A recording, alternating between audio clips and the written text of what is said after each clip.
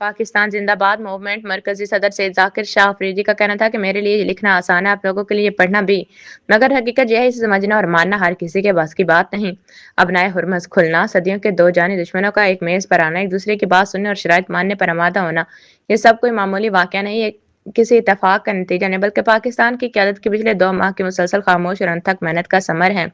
ये वो कहानी है जिसमें फील्ड मार्शल ने अपनी जान हथेली पर रखकर ईरान का रुख किया, क़यादत को एतमाद में लिया, हालात को मोड़ा और फिर दुनिया के सामने वो मंजर पेश किया जिसका तसव्वुर भी मुश्किल था। दुश्मन को ललकारना भी शामिल और अमन की राह हमवार करना भी।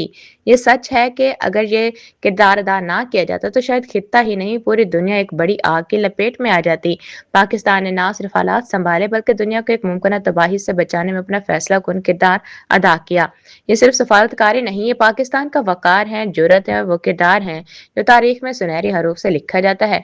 हम सबका पाकिस्तान इस्लाम जिंदाबाद, अफवाज पाकिस्तान जिंदाबाद, पाकिस्तान हमेशा पाइंदाबाद।